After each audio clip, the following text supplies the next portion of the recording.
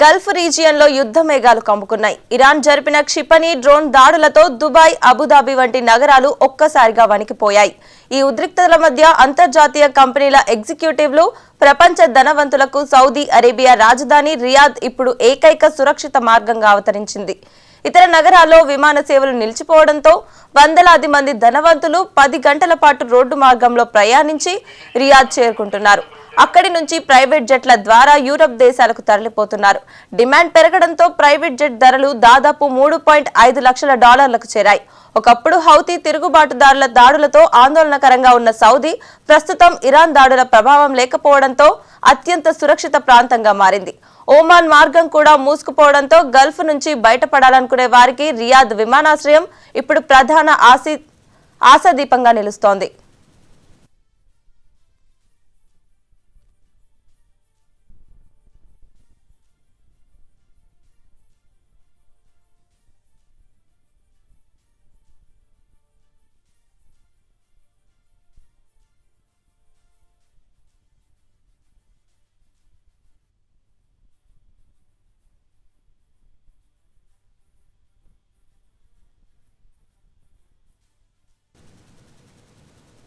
Gulf రీజియన్లో యుద్ధ మేఘాలు కమ్ముకున్నాయి. Iran జరిపిన క్షిపణి డ్రోన్ దాడులతో దుబాయ్, అబుదాబి వంటి నగరాలు ఒక్కసారిగా వణికిపోతున్నాయి.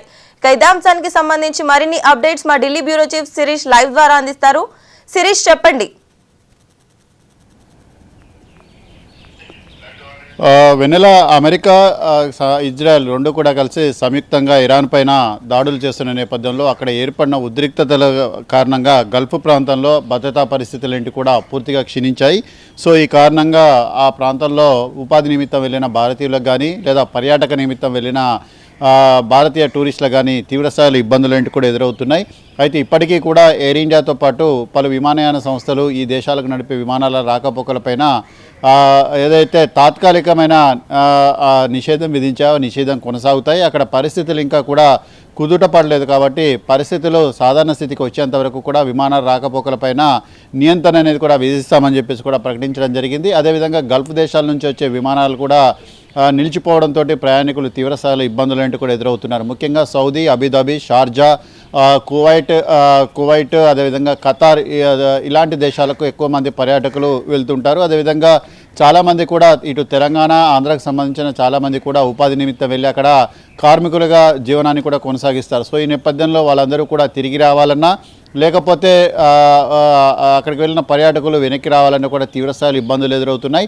సో ఈ నేపథ్యంలో ఇటు దుబాయ్, అబుదాబి ఇలాంటి ప్రాంతాల్లో కూడా దాడులేంటి కూడా జరుగుతున్న నేపథ్యంలో అక్కడున్న భారతీయుల భద్రతపైన ఆందోళన అనేది కూడా వ్యక్తమవుతోంది. సో ఈ నేపథ్యంలో అక్కడ ప్రభుత్వాలు హోటల్స్కి ఒక సర్క్యులేట్ అనేది కూడా జారీ చేయడం కూడా జరిగింది. ఈ పరిస్థితుల కారణంగా ఎవరైతే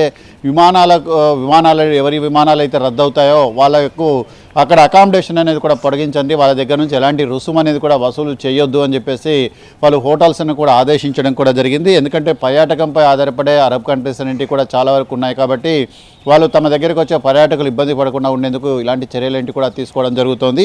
సో మొత్తం మీద కూడా గల్ఫ్ దేశాల్లో నివసిస్తున్న లక్షలాది మంది భారతీయులు అక్కడికి ప్రయాణించే ప్రయాణికులు తీవ్ర స్థాయిలో ప్రభావితమవుతున్నారని చెప్పేసి కూడా ఇండియన్ గవర్నమెంట్ కూడా చెప్తోంది. సో ముఖ్యంగా గల్ఫ్ దేశాల్లో భారతీయులు ఎక్కువగా UAE, Qatar, Saudi Arabia, Kuwait, బహ్రెయిన్లలో భారీ సంఖ్యలో కూడా నివసిస్తున్నారు. ముఖ్యంగా దుబాయ్, అబుదాబి వంటి నగరాల్లో ఈ పేలుళ్లతోటి భారతీయుల యొక్క భద్రతపైన ఆందోళనలు కూడా నెలకొన్నాయి. ముఖ్యంగా భద్రతా హెచ్చరికల కారణంగా కొన్ని ప్రాంతాల్లో కార్యాలయాలని తాత్కాలికంగా మూసివేయడం లేదంటే పనివేళలను తగ్గించడం కూడా జరిగింది.